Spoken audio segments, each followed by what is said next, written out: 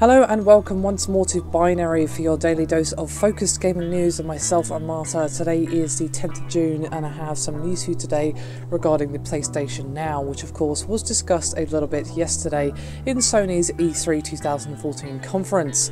However, Sony has now announced the new PlayStation Now pricing details, and as I discussed in my roundup video of the PlayStation 4 conference, if you haven't seen it I suggest you do so, as there's so much information in that video.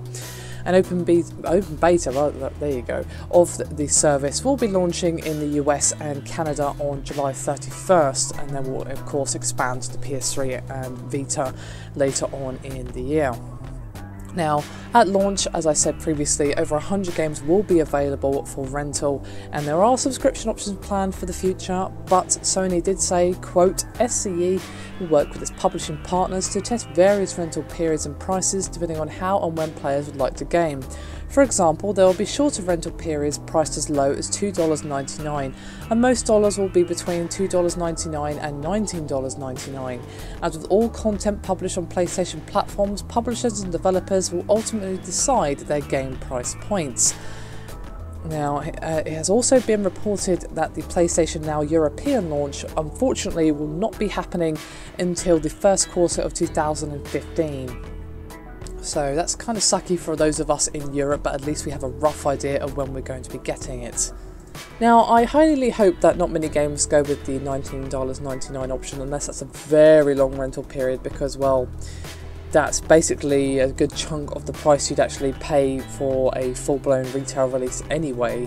So it seems a little bit high for a rental IMO, but of course it really depends. It could be, for all I know, 2 months rental for a certain game or something, or a month rental even, which would be more than long enough for most people to finish a game, depending of course, unless it's some sort of giant open world like say GTA 5 or Watch Dogs of course, but still. The $2.99 one will probably be for smaller titles or for very short rental periods, say like 3 days just for example, but I really hope there will be a subscription option as well for people who know they're going to be renting a lot of games over a certain period of time.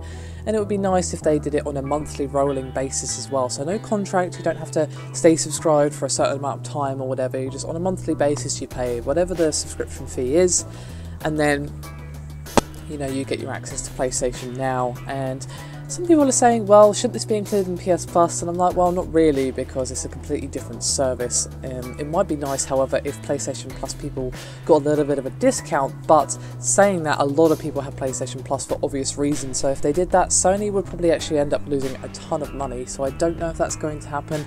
It's really tough to say. Personally, I think the subscription model will be the best value for money, depending on, of course, on a person-by-person basis. If you're the sort of person who is going to be renting a lot of games at, say, $2.99 or whatever, but the subscription fee is $25, then, you know, it might be worth it for you to get it if you're really renting that many games. And if not, of course, you might go in there. I'm not going to bother, but if you're getting a lot of the expensive titles like the $19.99 ones, or even say $10 ones, it would of course be worth your while to get the subscription.